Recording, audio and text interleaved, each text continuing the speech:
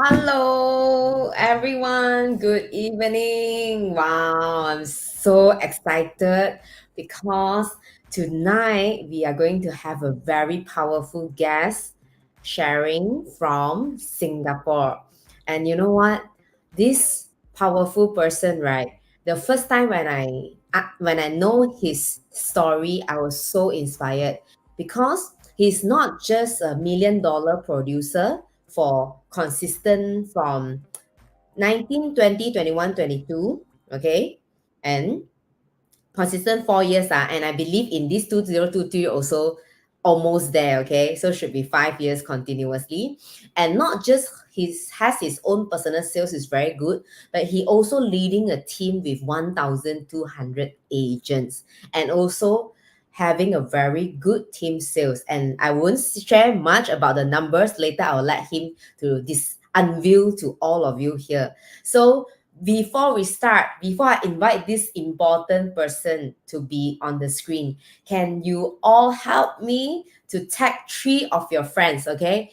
3 person that you feel that, now he actually struggling, don't know how to manage his time, okay? Between personal sales and also his team.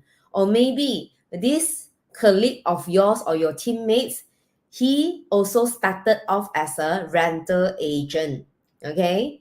Because this powerful $1 million producer, his first 5 years was only doing rental. Even though he's in the industry for 14 years, but first 5 years is doing rental. So what makes him change, okay, from a rental agent and then doing sales and then now leading a team of 1,200 agents? So if you feel that your colleagues or someone that you know of, okay, are still in rental, don't know how to break through, please tag him in the chat box. And also, one more, if this colleague, okay, or the person that you know that he is looking for opportunity, or maybe he want to break through his sales, he don't know how. And today, this Cheryl, okay, he was an engineering student background. Okay, and his family is very traditional type. Okay, going to corporate, take a good income, fixed income. Okay, so how he able to transform, okay, from a engineering student background into now a powerful team lead in Propnex Singapore. Yes, hello Rachel. Yes, hello Hazel. Please tag all your Sabah colleagues here, okay? So that we have more people to be benefited from today Matthew sharing. And I'm going to do the same also. I'm going to do the sharing for this Facebook Live. Okay. Wow, it's very, very amazing. Hello, Shirley. Yes. Welcome to this powerful session for today. I'm also very excited because last round when I met this person in physical was during the last leadership boot camp. Okay, he was sitting next to me. He also as a facilitator during the boot camp. So this person is really so humble, even though he's doing quite well in his sales and his team, but he still come back to contribute and come back to continues to learn from uh, boss Calvin Fong in the leadership bootcamp. So he's really a person that really, hello Benson. Wow, humble and hardworking leader. Yes, super humble. During the LVC time, really, I see him spending his 2 full day sitting down as a participant and also continue to learn. So I really admire and really salute him.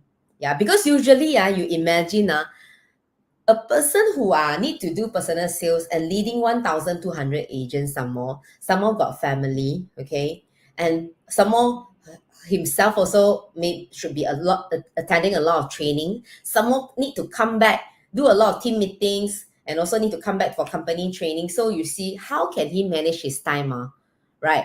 So let's learn from this powerful leader today. Hello, Rachel Ong. Yes, he was your SPC Fassi. Good. Very, very good. Okay, so let me quickly introduce to you all. Okay, this person is Matthew Lam. Okay, he is consistent top producer achieving $1 million from year of 17, 19, 20, 21, and 22.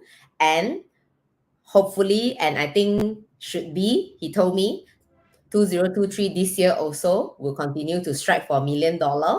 And he's leading a team of 1,200 agents. And what surprised me is when he started really into team building, right? 2019, he only have 70 agents, okay? 2019, 70 agents.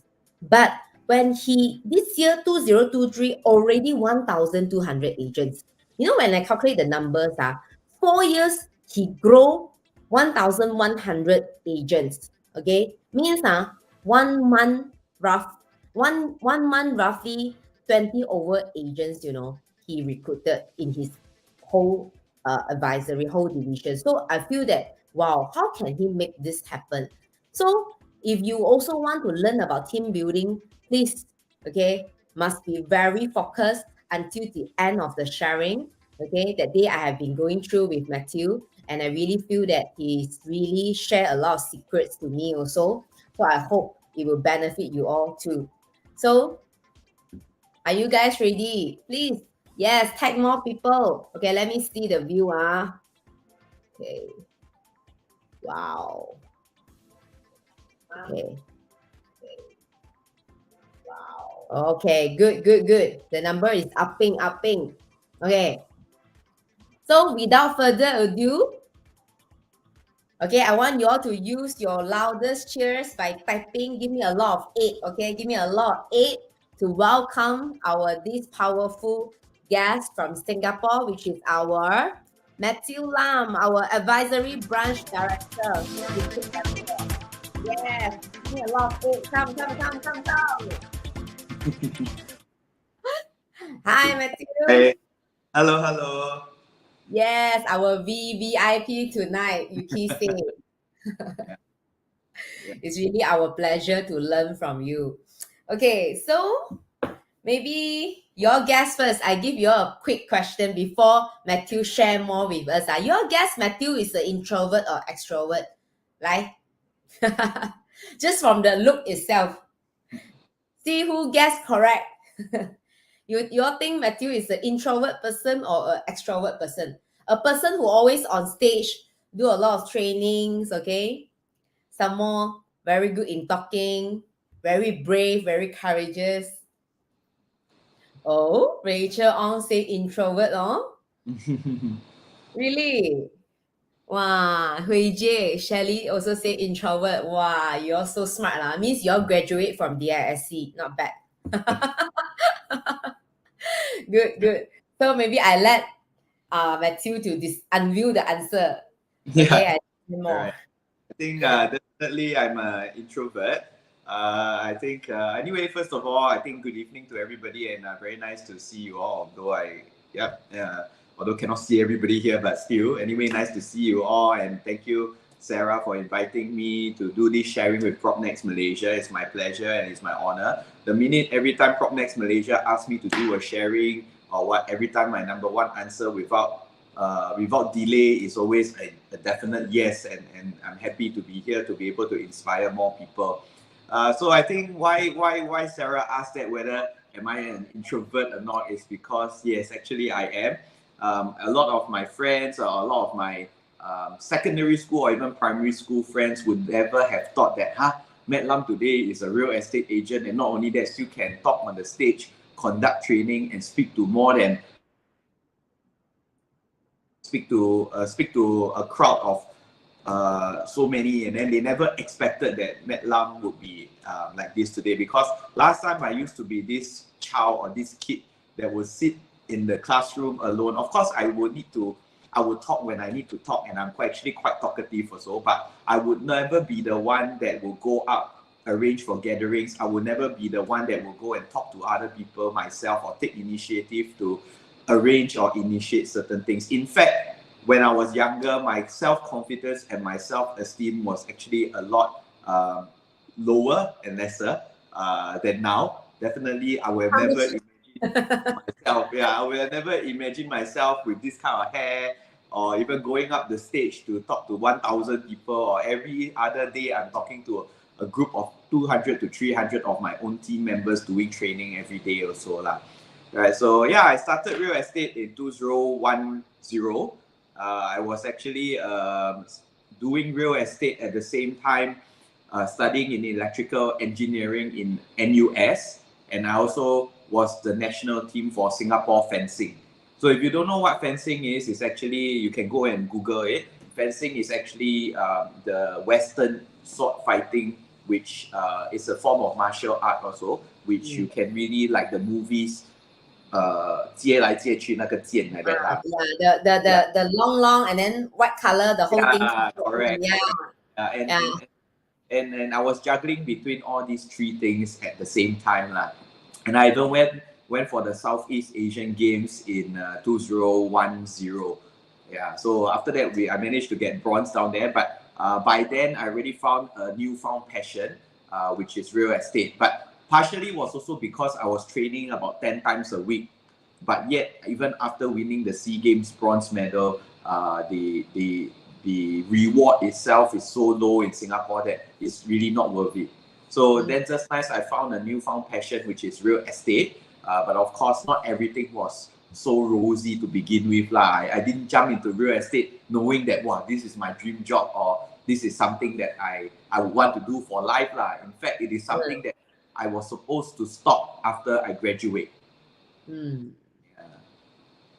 So during that time you are studying, then you're also having this competition, your tournament, then you started off 接触 means get in touch in real estate already. Yeah. So what do you doing? What was I doing? Actually, at the time I was doing a lot of rental, because at that age of 21, 22 years old, the exposure to sales. I mean, 10 years ago and 10 years now, 14 years ago, in fact, 14 years ago and 14 years later, now the impression in Singapore, being a real estate agent is very different, especially when you are young, right? Last time when I go to school and I tell people that, wow, so young, why are you doing real estate? That my clients ask me, they also wonder how come, is there something wrong at home? That's why I'm doing this. And the trust level of the consumer is definitely not there, right? The trust level of the consumer is definitely not there because that time they were still very traditional mindset. 14 years ago, it was the previous generation still. And how can a young boy, 21 years old, be handling my real estate portfolio, which is in millions of dollars, right? I think that was, and that time, the way people view success, the older you are, the more experienced you are, the more successful you are. Compared to today, the whole stigma and the impression is very different. The younger you are, no offense anybody, but the younger you are, the more successful you look or you are. So I think times have changed over the many years, right? And I think that the society and consumer behavior has also changed over the many years as well. So at that point of time, I was doing a lot of rental, okay, because I did not have the confidence or the self-esteem to be able to talk to older consumers or more mature consumers who probably know more things about investment or real estate than myself. And I am a person that is very logical. And to me, because I belong to the next generation also, the upbringing and all, we always more or less have everything there for us so that we can learn and execute. But the problem is at real estate 10 years ago or 14 years ago in Singapore, there is no such thing as training. And even if there was, the training skill sets were all very surface and not that in-depth. And because of that, I did not have the confidence. I was actually not from Propnex, I was from another company before that. And they did not have any training that would teach me how to do sales. So when you don't have that kind of confidence, you don't even know whether are you advising your client properly, where got there to do sales, especially at 21 with so low confidence, all the more with no knowledge. That's why they not do sales. And so how long you do for your rentals? Yeah, and that's why I was doing rental for the first 5 years of the real estate career was only rental. And I'm the one that when people take keys at the condo, a brand new condo, when they take keys at TOP that time, I'm the one standing down there trying to catch as many owners as possible under the hot sun, just to see how many units I can get for rent or for sale. So we call that TOP agent because TOP 的时候你下去站就叫做 TOP agent So that's the only thing that I dare to do at that point of time. Wow. So you have just rental solely without sales transaction 5 years. Correct. Wow. And I mean, to me, at 21, 22 years old, a small boy like that, you clock 1 rental, 2 rental is about, what, 5 to 6K per month? I think 5 to 6K per month at 21 years old is not bad. But I wasn't, and then because where I wasn't so exposed to how successful real estate agents were. To me, 5,000, 6,000 to me is not bad already. But I didn't know there was such a big world behind real estate. Like how crazy people can earn in real estate. Then 我已经是自我感觉良好 already that time. Shucks and dairy already. Yeah. And it's, you can say that time I was in my comfort zone also because a lot of Propnex agent call me and then tell me like, hey, powerful negotiator 你懂吗？有这个嘞 actually 他很好嘞，有 training 有什么嘞 got all this training here and there. And then I still say, no, I'm comfortable where I am. I'm very happy with my environment down here. Here, very friendly one.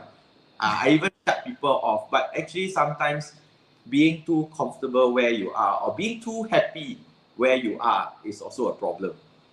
So what makes you change on the 5 years rental and then you suddenly go out from your comfort zone to do sales?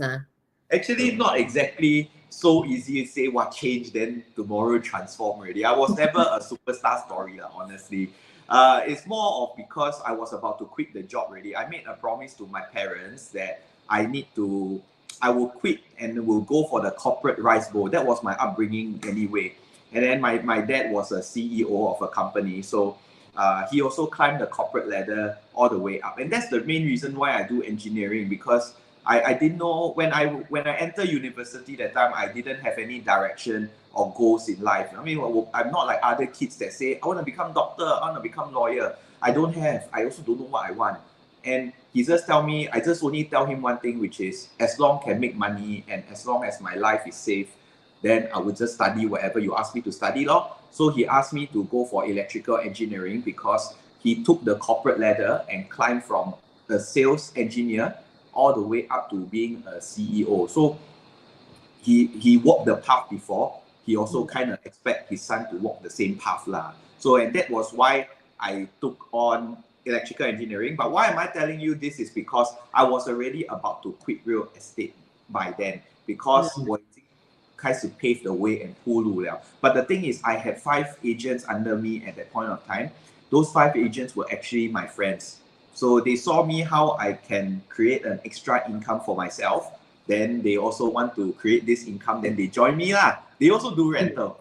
Yeah, today they are still with me, fortunately. So they've been together with me for 14 years already lah. Can say no, maybe 10 years. 10 years. They are still with me today, and yeah. So that was the main reason why I moved, because I was thinking of quitting. I needed a place for my people to grow if I'm not around. All right, and when I moved, so I started looking out, and I went over to Propnex lah, and I joined Marcus Wah, who is my mentor now also. I mean, he opened a whole new world to me, definitely no regrets. When I came over to Propnex, it was number 1 for my people, but number 2 is to give myself a last chance, because I was also in my 3rd year of university, meaning to say, 4th year of my university, meaning to say that 1 more year, I will graduate already. So I still got 1 more year to prove to myself that it can be done one. Yeah, so that was the main reason why. And then from there, I swapped over to Propnex, and I started to be involved in a lot of the Propnex PNG trainings. And that was really opened my world. And of course, when you surround yourself with so many high performers, I mean, the saying always goes, you are who you surround yourself with. I started to absorb a lot of the knowledge, a lot of the pitch, a lot of the things that Kelvin Fong said, and I started applying on my people. All right, but even within the 1st year of coming to Propnex, I only did more rental. Right? My network became bigger. I did even more rental. Well, I did rental all the way until 200 to 300K rental. From 85,000, I far Yang Guang Da and do all the way to 300K rental. People come here want to do rental. Then I do even more until one day, 1 year after that, about 1 year after swapping over, I attended the sales bootcamp. That time is, don't know call what bootcamp lah, I forgot already lah. Then Kelvin Fong came up and say me that time, hey, now our bootcamp very chill lah. Last time our bootcamp quite 凶 one. So then he say me, then he say like, Matthew, 你要等多久？你要等多久才 step out? Then I 被 trigger 到了 then I next week, within 1 week, I serve a buyer to close a resale. And that was my turning point. And then I started to involve more myself in sales. I serve buyer to understand how the whole sales process really works and how to empower and pitch to buyers. If you can pitch to resale buyer, you also can slowly learn how to pitch to about new launch. But most importantly is the connection and the serving process, how to really connect with the buyer from there to really grow from there. So that was when I slowly, one resale by one resale by one resale. But from resale, we start to swing to new development, because it was also the first time in 2017 or 2016, where we saw new development commission start to become 4%. That the minute you hit one time or 70, 80 or 100K per month, wow, it's like you are considered king down there, because 1 month can only have 2 to 3 people who hit 100K per month. It's impressive. Not like now lah. Now 70, 80 over people hit 100K per month. Now it's like platinum 100,000. Now is you don't hit, you got problem. Last time is you hit, wow, okay, you say. Now is you don't hit, you got problem. Last time platinum is like so hard, right? But now platinum is like a habit, like very consistent. Very common. like 你不正常啊。Yeah. Abnormal. That was what happened to me, and that was when I slowly learned how to use Kelvin Fong slides. So that time, no such thing as slides one in the whole industry, and only Kelvin Fong started to use slides about population growth, about demand and supply. Then I also, because this one I engineer background, these are the things that is very logical to me, and these are things that I really need to be able to feel confident to talk to the client. At least to be logical, it's not sales talk where I cannot get past my own barrier, where I know that this is obviously sales talk. If I don't even believe, how can my client believe? But when he came out with these slides at the time, it was very logical. It was basically what my thought process was, and these are the things that I need to explain why the market works this way. And that's where I started building more confidence to speak to my clients. And because of the background that I did, because I had a lot of rental, I have quite a fair bit of owner database. So when I got owner database, that was my next move, to pull everybody out to go and do this presentation. I don't care whether make money, or I don't care whether he got money to buy also. And I also don't care whether he has any move to do, or to me, 吃亏一点也不要紧. Okay, yeah, 吃亏一点也不要紧. So to me, that was my mindset. And that's why every week, my aim was to pull out 3 owners to update them about this presentation. And that contributed to my transition also, because from there, because I was also trying to change their impression of me. My owners never buy through me or never sell through me because they thought I'm only a rental agent. All right, and that was the thing. You are who you are, and you are who you are within also. So they perceive you based on that also. So I needed to change the impression of that. I needed to upgrade them with more knowledge and empower them with the new knowledge that I know, so that they can understand that now Matt Lam is not just a rental agent. Matt Lam has changed. Matt Lam has become a consultant or a sales or a knowledge empowered agent rather than just a rental agent. Because a lot of them, I present that time, they tell me, "Ayo, you should have presented this to me earlier. I have bought with something." And I said, "Why you never buy through me?" "Oh, because I thought you are only doing rental." Right? And it's very painful for them. It's very painful when you hear that. But it's okay, it's the learning process. But that's the main reason why I started pulling everybody out. Whether it can make money or can close deal or got anything to let me do or not, I don't care. I just want to change the impression. But most importantly, with the new empowered knowledge or slides that I give them, I can hit the people behind them or the people around them, because naturally they will have something that I empowered them with. They can go and tell their friends, would also eventually pass it back to me also.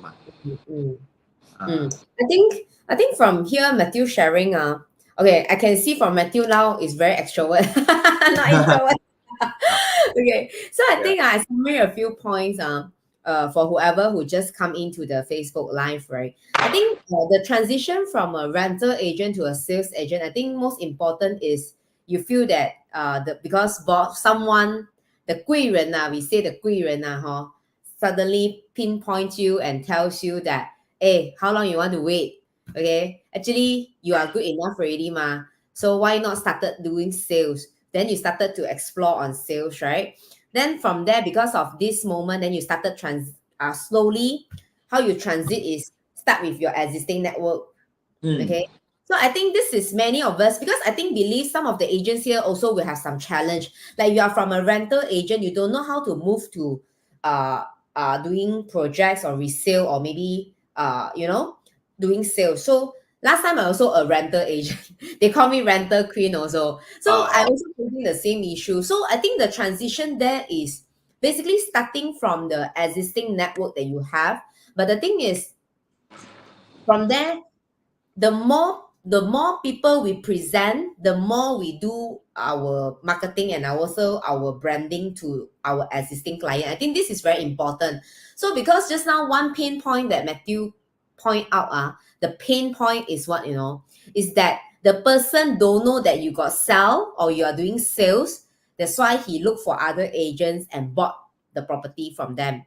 Okay, so that's why this is very pain. I don't know whether how many of you now who are listening to this Facebook Live that you also facing this pain before, that your client that you know of never buy from you but buy from another agent because the person don't know that you got sell. For me, I also faced this before. They thought that I'm doing sub-sale, resale. They don't know I got do projects. So they bought already. Then they invited me like go to their open house lah. So then I say, hey, how come you buy already? So you see, the pain is really pain. Then that makes me alert also, like a wake up call. Hey, who are you in your customer mind? So I want you all to type into the chat box. I think this is very important keyword, which is who are you in your customer mind? Okay. So either you are like just now Matthew say you are a consultant, okay? You are a just a rental agent, or you are really someone that can advise them in their property portfolio. So I think this is super super important. Okay, so I think it's a good sharing about Matthew background. Okay, from a rental agent now become a top producer, $1 million producer. Maybe you can share with us more also. What is your secret in closing? I think many of us also want to know, because Yeah. you are really a consistent top producer. If you ask me, right, getting $1 million, maybe 1 year, maybe you are lucky, or maybe the market is doing very well. Okay. But continuously become a $1 million producer for few years, definitely is not a luck. Definitely is something that the system or something that you do it right, they're able to have this consistent result. Right. Mm. So maybe let's hear from Matthew. What is the secret of closing? I think I always tell people this: the secret of closing is the presentation.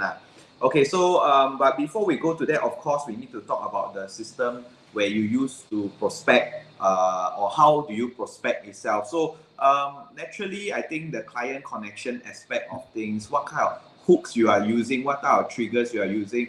Every time when your client comes in, that time you should always follow the framework of setting up an appointment, your follow-up structure, your presentation.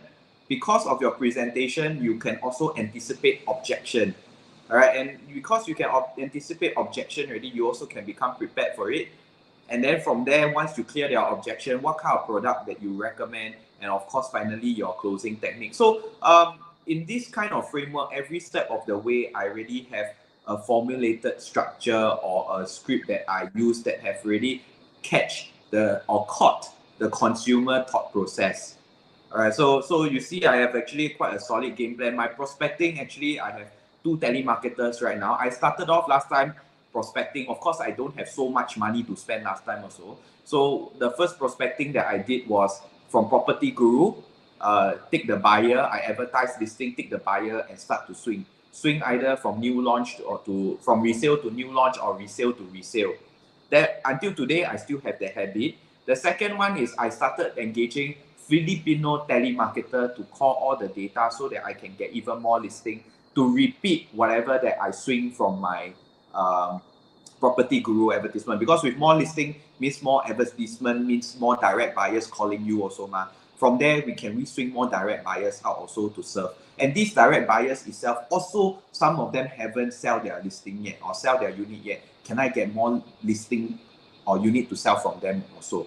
So I have to then. After that, currently I have 2 telemarketers as well as a Facebook manager to do my Facebook advertisement, and as well as a TikTok manager to do my branding, as well as I run my own recruitment ads as well. So I think to get it out of the way first, prospecting is the most important, because you got leads.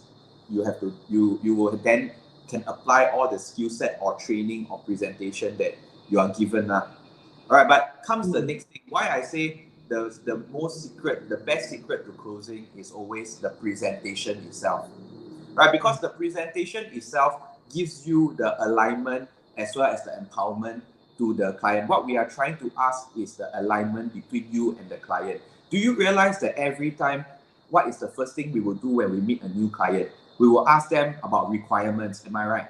Whenever you ask them about requirements, that time they will give you A, B, C, D, E, F, G, H, I, J, K, all the requirements that come out. But the problem is this, the requirements is based on what? It's based on the current knowledge that they have about the market, right? Which I don't think it is that deep knowledge about the market also. It's just based on currently what they know about the market, then they come out all these requirements. Then after that, the agent next thing will follow all these requirements and find for the unit that they want. But the problem is this, isn't it like the blind leading the blind already? Then end up whatever that you find for him, he realized that that's not what he wants. Then you need to restart the whole search again, making your conversion and your closing process a lot longer. Wow. So you asked me just now, what was the secret? Is actually the presentation. Because with presentation, you will be able to get an alignment. I tell you, 90% of the time, you will realize that after the presentation, their requirements always change. There will be certain things, right? Okay. There will be certain things that they can accept. There will be certain things that they can compromise. There will be certain things that they cannot let go. After that, after your presentation, they will give you a new set of requirements. From that new set of requirements, naturally, that is the one that has an alignment between you. He knows what you can give. He knows what you can offer because of your knowledge of the ground. He can accept certain things, but there are things that he cannot accept also. Right? And presentation is also something, right, that if it's done right, okay, I got this framework also. Objective, anchor, questioning technique. All right, if it is done right, the objective is not supposed, objective is not supposed to come out from your mouth. The objective is supposed to come out from the consumer mouth. It's how you facilitate and ask the question to funnel him in to say your objective, for him to say the objective, right? And that is a presentation. So I give you, for example, I like to use this as an example. I say, Mr. Buyer, there's 43 new launches coming out in 2023. With 43 new launches in 2023, if you are the developer, how do you price it? Then he will answer me, he will price it competitively. Mr. Buyer, if it is priced competitive, is it a good time for you to enter? Right, so you see, the objective I wanted is, now I wanted to tell the buyer, now is a good time to enter. My anchor is 43 new launches coming out in the same year. My questioning technique is, if there are 43 new launches, how would the developer price it? Competitive. If the developer price it competitive, is it a good time for you to enter? The buyer will say, yes, it's a good time to enter. The objective actually didn't come out from my mouth. The objective came out from the consumer. It is through this facilitation, that the consumer is empowered, is influenced by you, and he realizes the objective. That's why this is the most important closing technique. I always feel. I tell all my millionaire producers. My team has produced 10 millionaire producers this year in such a challenging market. A lot of times, why they come to me and they so fool me is because I can safely, confidently say this. Is because number one, I already caught the consumer thought process. I know what the on the ground consumer thought process is thinking, the consumer behavior now is thinking. I can identify the 3 problems of the market today, and from there, let the consumer realize. And a lot of times, these millionaires, they are millionaires because they are producers, they are natural producers. Some part of their character trait is very strong in certain things. But everything always seems so abstract and seems so uncertain. They think that sometimes they get their millionaire is by luck. Right? So most of the time, I see they navigate very well, but they don't know where they go wrong or go correct. With presentation, it gives them a more solid game plan. It also gives them a lot of places, it is easy for them to reflect where they go wrong, where they go right. Because a lot of them, they navigate, they are very fluent and very good, they can talk very fluently. Okay, especially when on form that time, right? They can talk very fluently, but to them, it's very hard to pinpoint and reflect where they go wrong or where they go correct. Because the only way to determine whether they go wrong or go correct is by how well the conversation went. But with presentation itself, they can pinpoint, this part I do wrong, this part I do correct. This part I present correctly, this part I present wrongly. Then from there, improve reflection and improve. So a lot of times the millionaires themselves don't get millionaire, or they're very hard to pinpoint how to do it, or can't visualize how to get the millionaires because of presentation. Experienced agents hit stagnation because of presentation, because they don't have a solid presentation, they don't have a solid game plan to meet every client. For brand new, don't need to say what to say to the client. Presentation also the most important. And you realize that presentation is the hack for real estate. Why? Because you meet a new friend, what you do presentation. You meet some new lead from Facebook, what you do? Presentation. You meet a lead from your property guru advertisement. I don't know what you all call it there. Again, presentation. Basically, your friend refer to you. The way to impress is what? Presentation. Sure. So actually, everything comes back to presentation. That is the best hack for real estate already. Wow. So many points. I can't stop writing. Okay. Well, I think the audience can catch it because this is something that I've always been sharing. Yeah, I think one of the important thing that I realized is you might be very good in talking, but asking the right question, anchoring question that the customer will follow you all the way. He has no other choice. The way you ask question just now, there is 43 new launches in 2023. So how do you think the developer will price it? If you are the developer, right? Hello? Then he will put in some, then I will price it competitively because he got 43. So it's like, then he already kena the trap. Yeah, correct. Already mastered the trap, enter the trap already. Then after that, you ask him the second question, he cannot even, because he already entered the trap. Then, so do you think this is the right time to enter now? Is this the right time to enter now? So you see, so it's like, I think this question, I think you all must write down. If you all help me, you are in your phone or what, help me to key in so that later on our prop nation coming can see back the keywords. Okay, I think this one is just a simple example. Of course, the presentation not just like that only, but it's a simple example of how you should be crafting your own presentation also. Flow, the reason why we need is because there is a flow and structure to bring up the call to action, to draw out the call to action. Objective, anchor, and questioning technique. As long as you are trying to deliver a concept that time, these are the three things you definitely need to have to facilitate this questioning technique that you want to do, like what you say just now.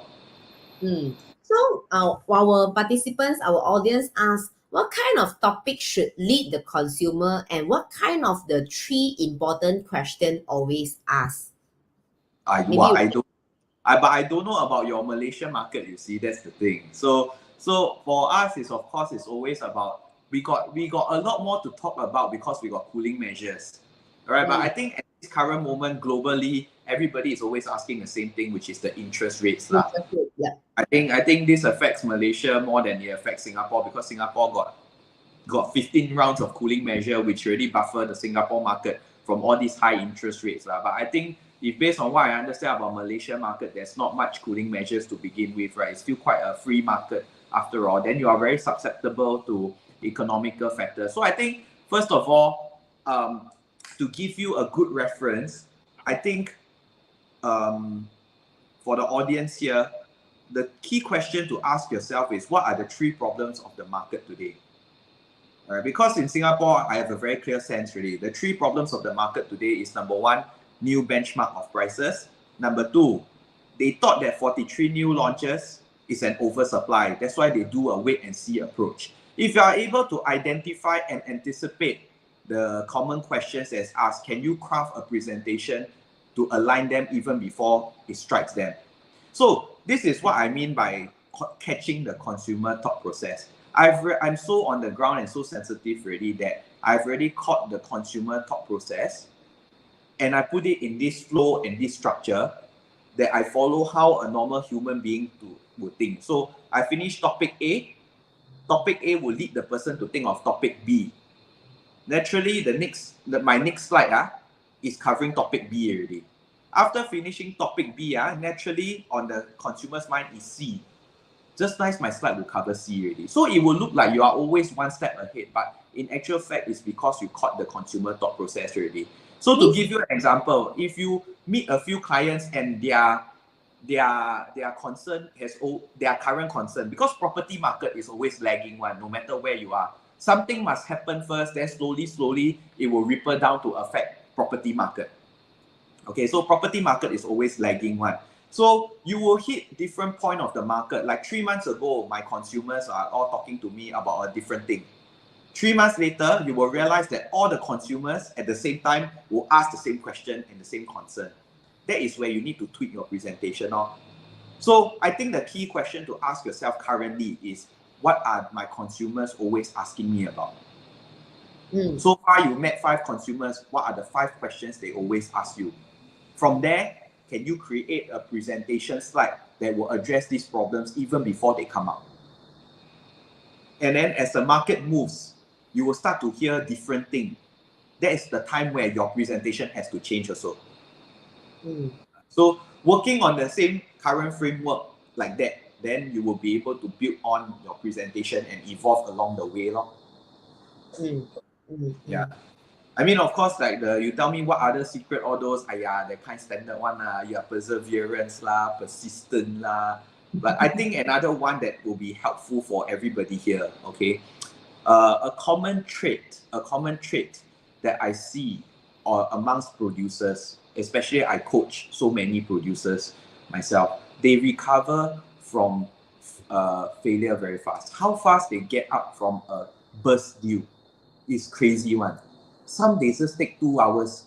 Burst Some people I see, the difference is some people take 2 months just to recover from one month. I generally take half a day or 1 day. Okay, I got see some of my top, super top producers 2 hours. That's it. How fast you bounce from that determines whether you are a producer also. Because it shows the kind of maturity you have to handle your own emotion. Wow. I think Joe, you get your answer from Matthew. Basically, to really understand the market first, what is the biggest challenge or biggest question or biggest concern, the 3, okay, that usually they will ask you, is it the right time to buy? How is the interest rate now so high, or all these things? So basically from there, right, understand the market, what potentially they will ask, then you straight away stand by that slide, part A, part B, part C, to basically before they ask you, you already started the whole flow, okay, the structure. So I think but of course your objective must be clear lah. You want him to buy, right? Then of course naturally you must address the topic. Then you must find angle to let him say that's why I must buy now lah. Yeah. True. And then also structure the question, the closing or pre-close question that he has no way to learn one. Definitely you only get the answer that you want. Yeah. So all these skills also learning from bootcamp as a facilitator, asking the right question. So I think from here, right, understanding and be sensitive on the market is very important. Wilbert, just now you had the new launch example. Yeah. Okay. And then after that is basically also what are the traits? I think emotion manage is super important, especially we are in a sales line. Okay. Because sales line, we are always up and down. We are not taking a fixed income, right? So that's why managing the emotion is super important. Definitely, I think I agree with what Matthew just now shared. The faster you bounce, the faster you I mean, the differences between top producer and the normal producer lah. Yeah, the top. Yeah, because the time, they don't have time much to waste, right? And then one more thing, I think just now you also capture one very important point, which is that a lot of time, right, when the inquiries come into us, usually we will ask them, what is your requirement? Then I'm a normal agent. I will also follow. Oh, you want for own stay? Okay, this, all these requirements, then we go and find it already. Yeah. But after that, then only realize, how come keep on tak ngam one? Yeah. But the thing is, we never align the differences between, I think one of the point I capture is the differences between their wants Oh, just now drop off a bit. Okay, the differences between their wants and their need. Okay, so maybe they have a lot of wants. Okay, I want this, I want this, I want this. But not all the wants is the needs. I think we need to really, as a consultant, we need to do our part to really understand, like just now Matthew said, what is the thing that they can compromise, which is the need, the ones they can compromise, but something they cannot compromise, which is their need. I think the differentiating the wants and needs. You mute, I cannot hear leh. Wait 等下啊，你 mute 没有声音哦。Wait 应该是 mute 掉了。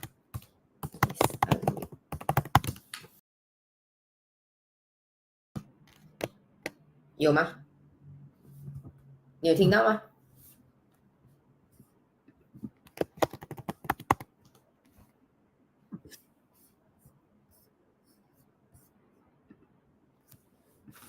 没有啦，听到吗？现在？哦，我还是听不到 Matthew 哎。Okay, never mind. So I think while back end handling for us okay, so I think differentiating the wants and needs is our agent role, because usually, like just now Matthew mentioned one thing, most of the time, right, they just send out the whole requirement list to you, but actually, is this exactly really what they want? They're also not sure, because they are unsure about the market, the location and everything. So we must be the one that guide them and align them with us. Yeah. So, okay, please help me to key in, differentiate the needs and wants of the customer. Okay. So you're back? Yep, all good. Okay, good. Okay, so wow, so much more good skill. Okay, then you all have any question? If not, then I will continue our next. So Matthew, I think some of the leaders here, right, we really also want to understand when you have more people in your team, when you build your team, and will it affect your personal sales because of time? So how do you manage it? Actually, during my upbringing, I was taught. I think this is also got to do with your mental capacity and how you compartmentalize your thought process as well as your functioning mode lah. I want to maybe put it that way lah. It's how you compartmentalize and switch mode very quickly. To say that doing sales or doing recruitment, having an extra thing takes time away is true, but it should never become an excuse for yourself just for your sales to become bad or cui or lousy.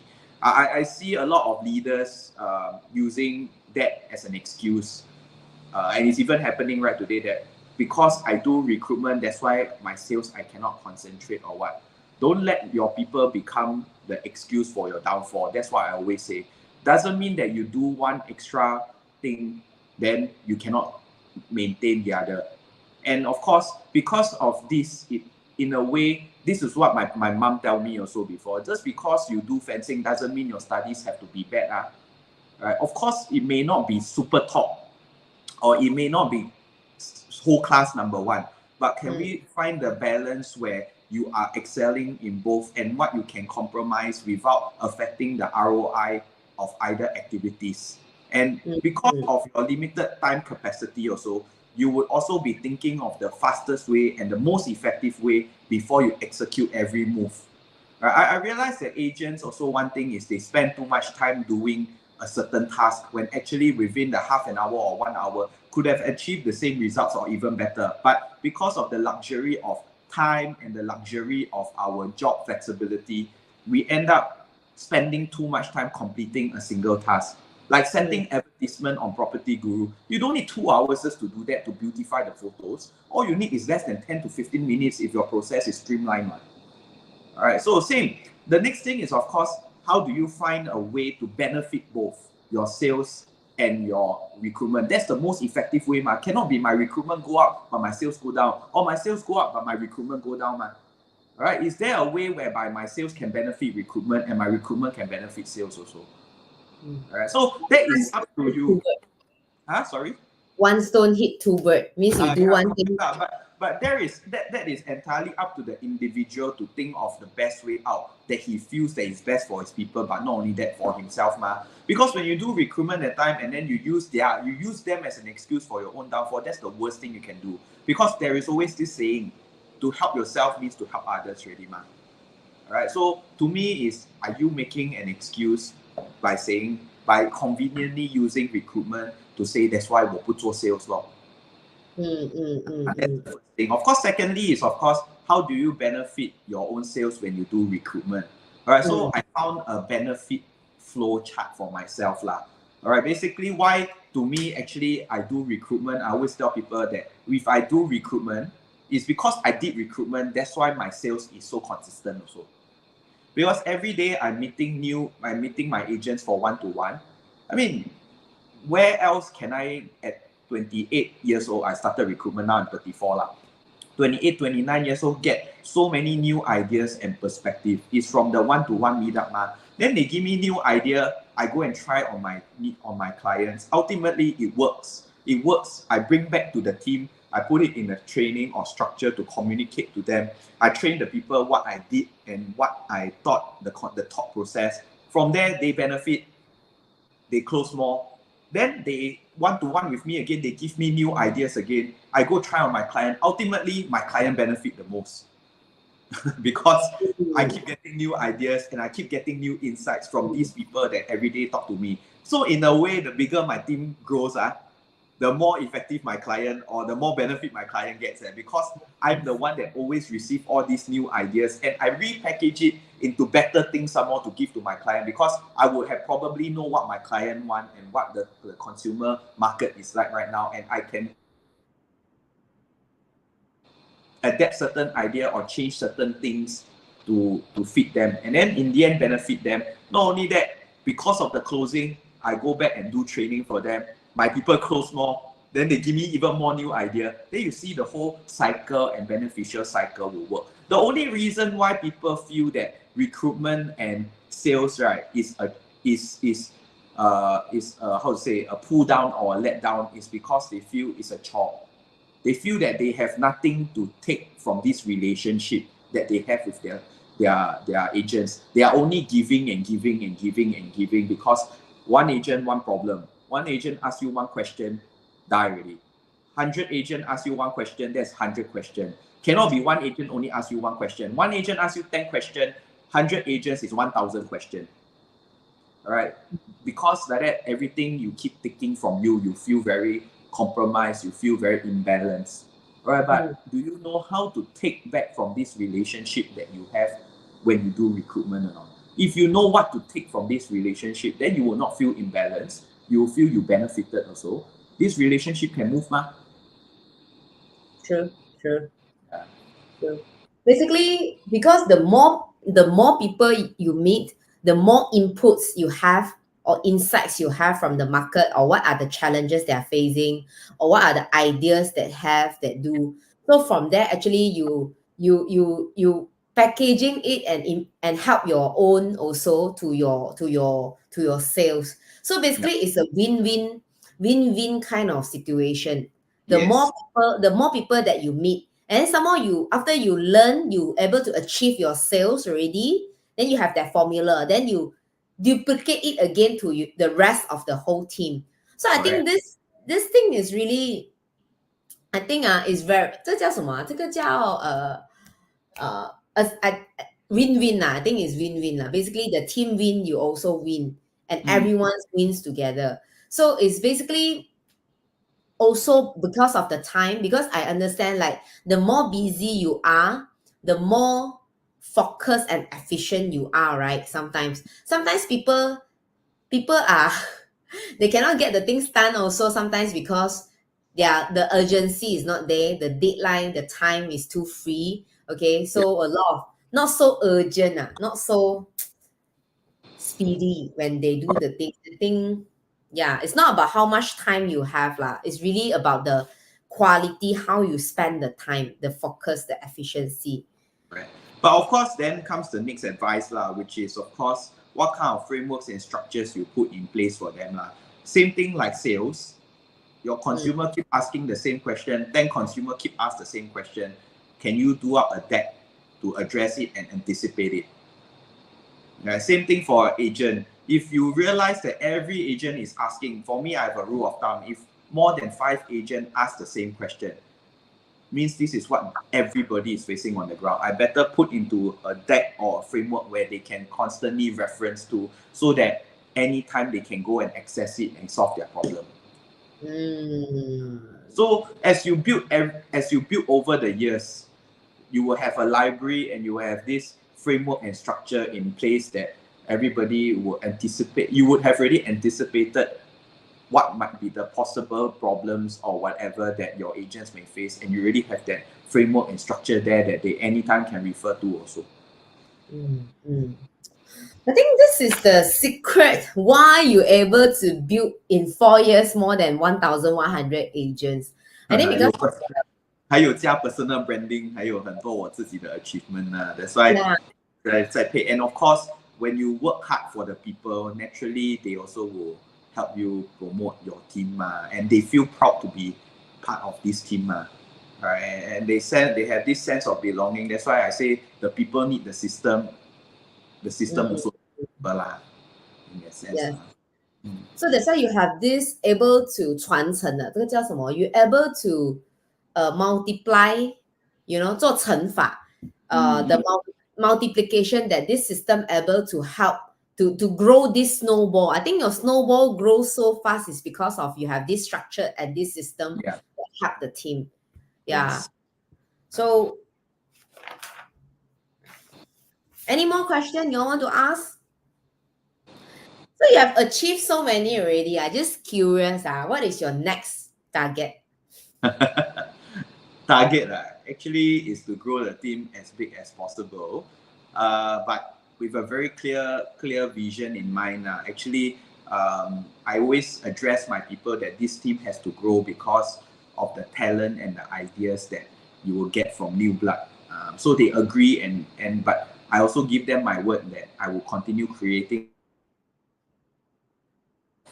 a lot of frameworks and structures to make sure the infrastructure is able to support all these new people and all that. So that's why that's the first vision. Secondly is I want to build something that when Matt Lam is not around, but because of the 思维 and the thought process that I passed down, I'm very confident that this legacy will continue. I'm very confident that because of this thought process that you can imagine that all the framework and structure from a brand new agent start only, I already inculcate and instill this kind of framework flow and structure into them already. So I'm very confident that if one day, touch wood, I pass away or what, there'll be somebody that can step up to replicate all the thought process that I do, and all different people who are strong in different parts of the system will step up to go and train, present, or create new materials. And that is what I want to build so far Actually, 我要 achieve 的东西都差不多，车都有到完了，有 Ferrari 有 Lambo， 屋子我都住 Orchard 了。I think it's more about creating a legacy and more about adding value, making sure my people make a sustainable living for all the generations to come, because it's not just my generation really. My next youngest agent is 21 years old. Alright, so I think it's about building it for them so that in future this whole structure can work on its own and everybody will flourish sustainably. I'm just curious, Matthew, do you mind to share with us how much is your overriding every month? Since my overriding is about 140 to 160K per month.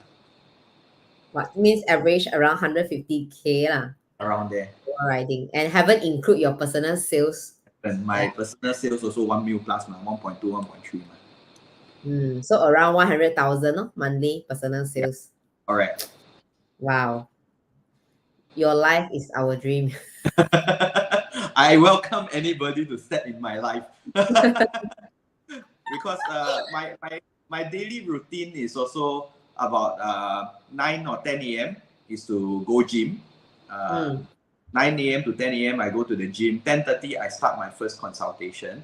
10:30 to 3 or 4 p.m., I meet my agents one-to-one. So on average, every day I meet about 4 agents, 4 to 5 agents. And then from there, about 4 p.m., I do my own follow-up. I have 2 PAs that will take care of my admin, and they will automate certain parts of my business model. So all my Facebook leads and everything will go to my PA first. The only thing that I handle is my property guru leads, where the direct buyer comes in. That part still need my kung fu and still need my skill set to navigate the buyer to let him meet me to present. All right. Then other than that is I keep pulling up for presentation. My PA keep pulling up for presentation. So my viewings and presentation would happen after 5 or 6 p.m. And all the way until maybe about 8 or 9. 8 or 9, I spend about 2-3 hours with my wife, talk, go out, date, and then I go back home. If I got no slides to do, then I continue spending time with my wife or play game lah. If have then. If not, usually 12 a.m. to 2 a.m. is the time I do my slides and do the updates for the team every day also. So if I show you my group chat, just yesterday itself, I was updating the team that I updated the objection handling slides, the scripts, the presentation, update 3 different files at night at 2 a.m. Like that. So this is my daily routine. Basically, you may say, hey, wow, no life. Actually, it's true, but I've made it in, I enjoy my work. I enjoy my work so much so that actually, whatever work-life balance, that kind of crap, no such thing to me lah. I mean, my work is my life is my work. No need balance. But of course, your family is important. My wife is the most important. To me, 没有她，我也没有今天。Wow. So to me, that's why people see me pampering her. They don't understand why 哇，我什么都花在身上。对，老婆就是 the wife is a your wife is a reflection of what kind of man you are, man. True. Happy wife, happy life. yeah. But of course, how your wife looks like and 怎么样打扮到怎么样的 is reflects a lot on what a man you are, man, or what a guy you are, man. True. I think from here, right, I can feel that when you are really in love in doing what you like, what you love, right, you don't feel the tiredness or you so enjoy it. You feel more alive. When ask you not to work, you feel dead. Yeah, I feel dead lah. I also feel that. But of course, I'm not a robot lah. I also got times like this morning. Honestly, this morning I wake up, I feel like walao, today is just gonna be another day. I know. Okay, morning I did training. Then after that, straight away I met 3-4 agents. Then now I'm here doing live. I'm thinking, walao. But that's why I exercise also, because it keeps the energy up. You make sure I'm a bit fat, chubby lah. But actually, I got exercise 3 times a week, gym. I still go for my fencing 2 times a week. I still run once a week. It's just to keep the energy up and to let people be able to feel. I mean, how you take care of yourself is exactly how you will take care of your client, man. Yeah. And how you take care of yourself is exactly how you take care of your friends or your members, your agents, and most importantly, your loved one, man. I think it's like whether 你对你自己有没有要求吧 right? So it's like if 要求叫什么whether you have that, whether you willing to demand yourself to have better life or not. So for you, I can see, even though 34 years old, oh my God, so young. 开始老了。Wow. I think very soon Sam can semi-retire already. 没有啦. My expense very high lah. Cannot retire lah. Yeah, maybe you want to share with them how much is your expenses. I think that day I interviewed Mabel Mark. He also tell me he's our $1 million producer in Malaysia, right? His expenses almost 50,000. Then when I interview you, I know your expenses. I like stunned. I think 70,000 in tax, local taxes, 70,000, and then car itself, the 2 cars is already 20,000. My house is also about 20,000. Like that already 130, 140k plus marketing another 30, 40k or 20 plus k already easily 120 to 140k already. And income tax. Yeah, income tax I include income tax lah. Yeah, Okay. so thereabouts lah. But that's why I say 我不做 sales 的话，我就不会有钱了。My overriding come in, my overriding go out already straight away. But of course spend within your means lah. It's because I know I slowly built my overriding until like that. Then I dare to take on more, and of course taxes cannot run one ma. It's like that means like that one ma. I think, yeah, I think really the more you spend, the more you earn, the more you spend. Yeah, of course. But as long as you can earn, actually I don't scared spend 破财不要紧，最重要要有钱。有钱赌破财是 OK 的。No wonder lah, because your expenses so high, so you really push you will yourself. You will fight one. Yeah. When you want to be tired, you want to rest a while, you want to be lazy or procrastinate also, you think about the tax you need to pay tomorrow, you will cry, you will straight away go out and work. True. Yeah. So convert the stress become your motivation. Yeah, it is.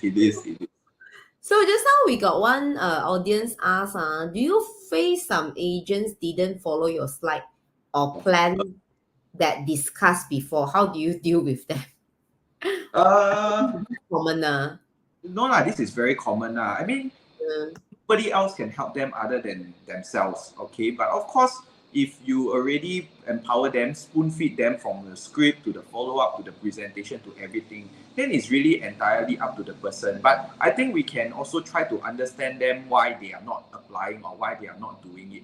I mean, human is always a live one, okay? And there are different approaches to learning something. So just like today, I was just speaking with another one of our agents. She said, wow, Matt, I understand your structure here very good. Your presentation also very, but I just cannot sit down and absorb until like that.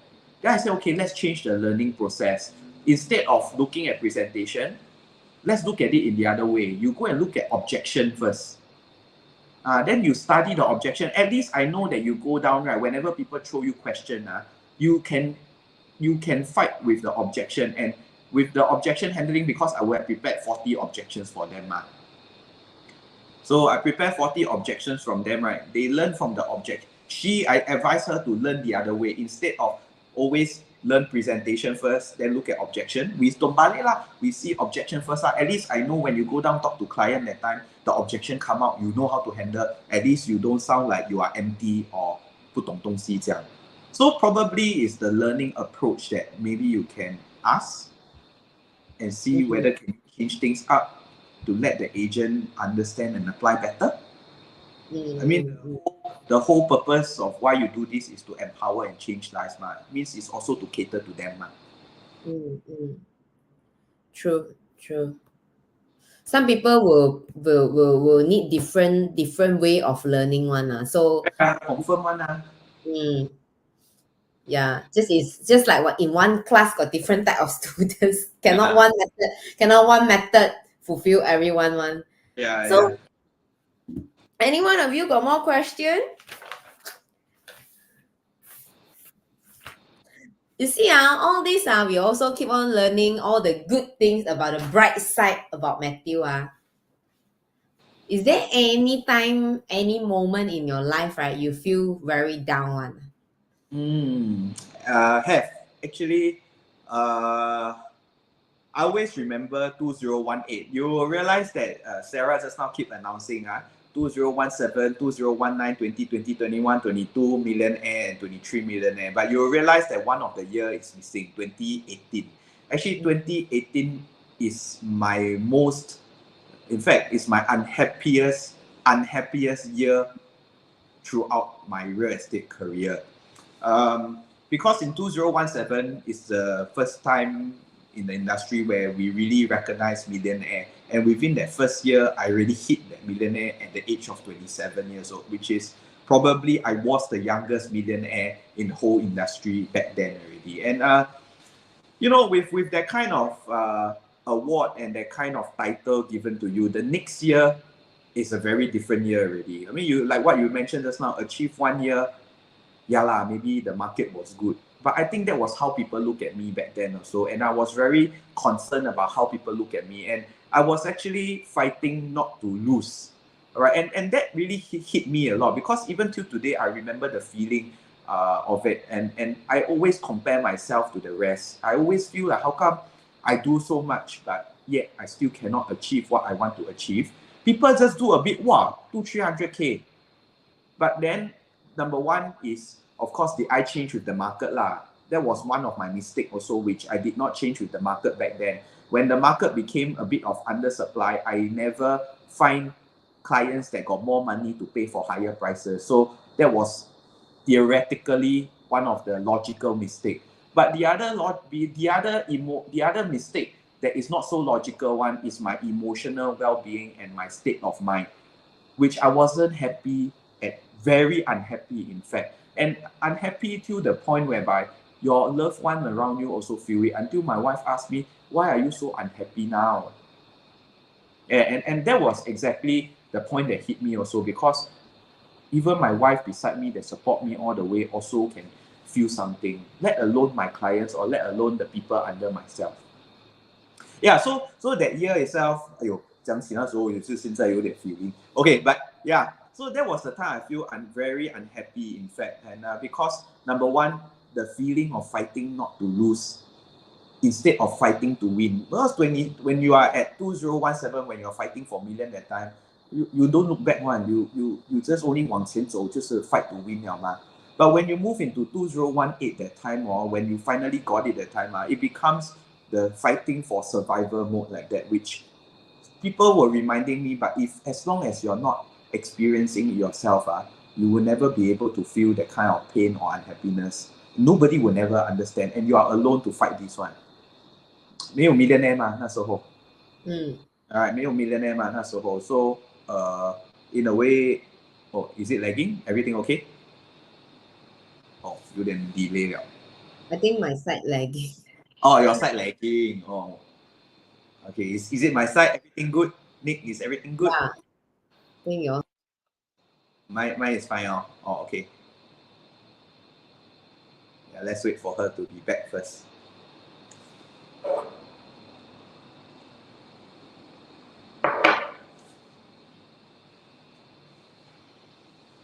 Yeah, anyway, so I hope everybody is still enjoying the chat. I hope there's a lot to take in. See any questions?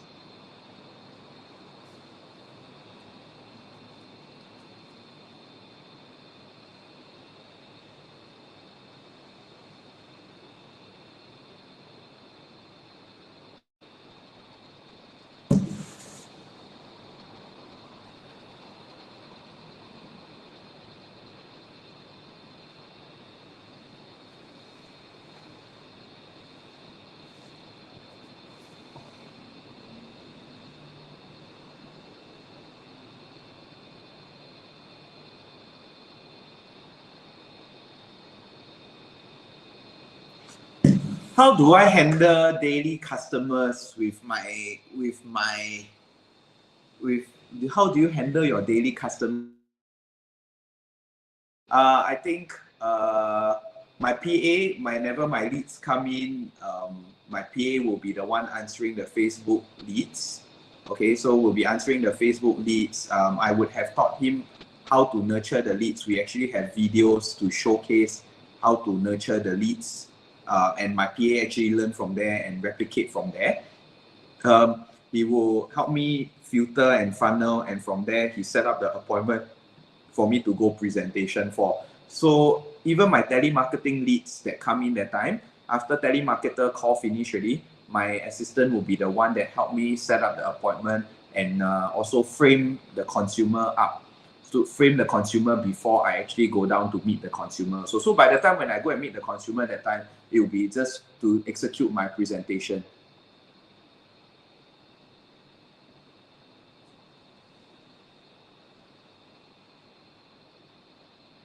Yep. So Joe, I hope that answers your question. Of course, we will have respective scripts and hooks and triggers to trigger the client. Now we have a framework and structure for that also.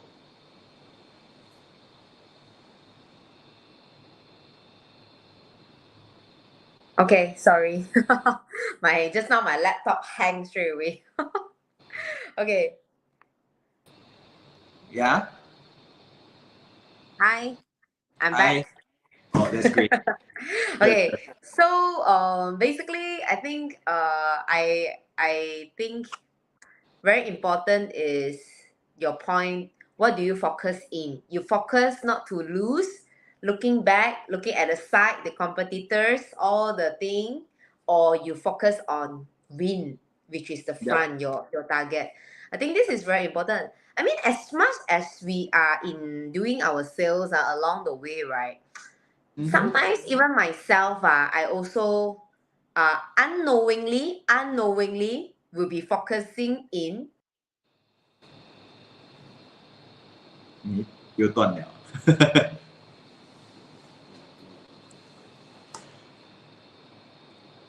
Hi, you're yeah. back. Yeah. I think they adjust. Okay, so I think unknowingly I also focusing in not to lose rather than focus in win. I will give myself a lot of hey, this condo very competitive lah. Wow, this project a lot of people advertise lah. Wow, this thing a lot of all this, right? All these noises. Okay. Mm. So I also realign and ask back myself, what do I want to do to win this quarter or this month? I think maybe you all also can do your own homework and aware about yourself, the audience here. What is all the noises and what is your focus? Then you will realize all these things is the things that actually wasted a lot of our energy, okay? Wasted a lot of our time, okay? So that's why, but it's a good sharing that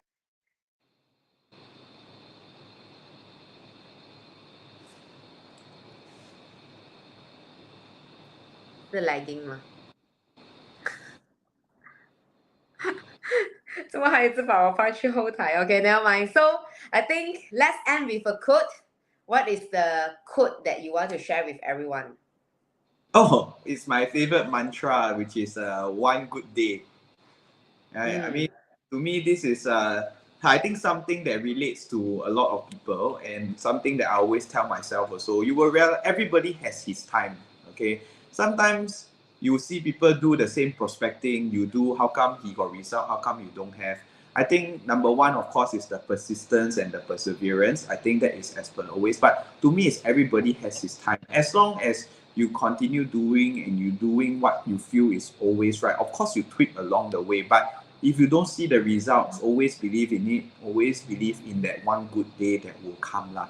Because that one good day is the one that you've been waiting for, and that reward and is truly going to be immense and whatever that you deserve as well. So I always like to tell people this because a lot of people will look and then they say like, 哇，看来看去为什么他做 Facebook 也 work， 我做 Facebook 也不 work。 One good day, that one good day will come, and I tell you, it's the reward that you deserve the most one. But a lot of people don't live long enough to see that one good day. Yeah. And that's what I always tell, even for my agents, this is something that relate to me the most. And when their one good day come, they finally understand what I really mean. And they themselves also shout one good day. Yeah. It's a good mantra, Yeah. right? It is. Yeah. So one good day, you will get your platinum or titanium. Alright. Good, good. One good day is all you need lah, in that sense. When everything comes in place, 天时地利人和。对，就是这样的。对嘛？There are a lot of unexplainable things 嘛。Continue to believe, okay? Definitely believe in what you do is right. Follow the system, follow the right way. I think all these footstep will count lah. 就是 every step will count. And yes, I think from Matthew sharing, Matthew also come from an ordinary or maybe corporate or traditional family background. Also started as a normal rental agent until today become a consistent millionaire producer. And also from an introvert now can talk so fluently. Okay, no shy, and even on stage have leading so many leaders and also teammates, and have I think last year got $9 million producer, right? Yeah. Yeah, so I think this year we'll also have consistent result, also have the same amount of $1 million producer. So I Yeah. think It's really proof that it's not about your skills, it's not about who you are, it's how much you want, this success. Okay, so from all the $1 million producers sharing also, I think there are so many up and downs, but we just need to continue to believe that one good day will come. Okay, thank you so much, Matthew, and I hope all of you also learn a lot. If you feel that you get a lot of good diamonds from Matthew, please give me 100. Okay, let's end this with a lot of 100 in the comment. Okay, as a any question or anything? Yeah, I think I don't see any chats from here. Yeah. Okay. So thank you so much, guys. Please give a lot of 100 to our Matthew, and stay tuned for our next $1 million producer sharing. Okay. Bye. Good night, guys. Bye.